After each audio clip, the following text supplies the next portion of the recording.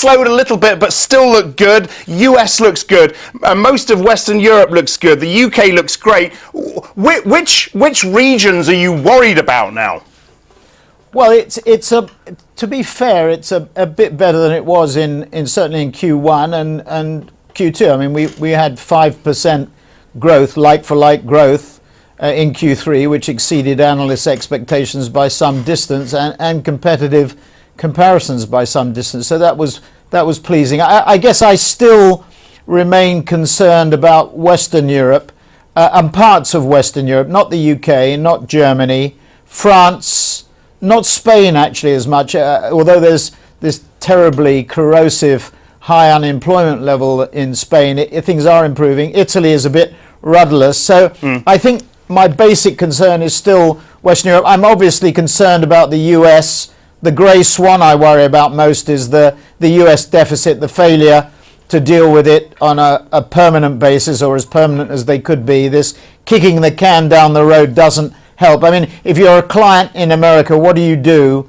expecting another blow up with the extremes of the Republican and Democrat Party in January and February? When do you think we will see the caution surrounding all of this stuff in the US coming through into your numbers and into the numbers of the industry?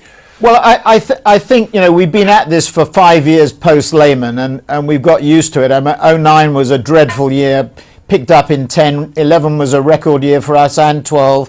And if we keep our noses to the grindstone, 13 will be a record year as well. 14 looks a little bit better. You look at the GDP forecasts, Axel, you look at Goldman at about 4%. You look at the Business Council last week in Menlo Park in California saying 3%. Add inflation is, the forecasts are quite strong, and that gives us a little bit of pricing power for our clients and helps us. So if we see nominal growing at 5 to 6, we have to make a correction because our weighting is not the weighting of the worldwide economy. We're stronger than anybody else in Asia, but we're not as strong as the worldwide GDP. So you make a correction of about 100 to 150 basis points. So it's 3.5 to about 4.5 in terms of industry growth. If advertising stays the same proportion of GNP, that's not healthy, but it's not unhealthy. It's middle of the road, and we can manage on that, and it'll be a little bit stronger than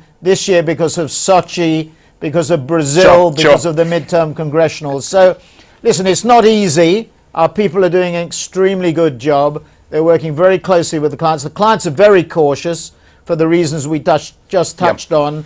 But having said all that, it's manageable. It's tough, but manageable. How manageable is sterling right now?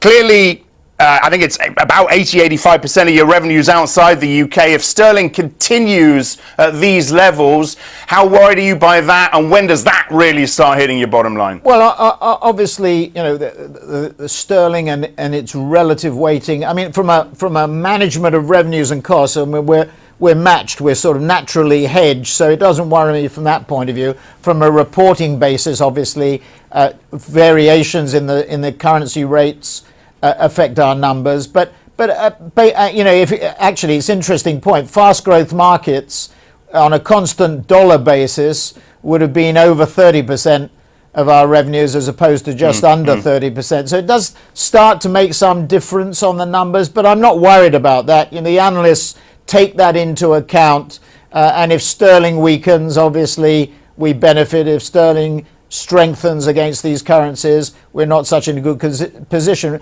China is now our third largest market, Axel, so at $1.5 billion of revenue and with about a 15 share, we're in a very strong position there, and the RMB continues to strengthen. So all in all, it goes with the territory, and it's not something that I'm highly focused on. We don't have exposure anyway on it.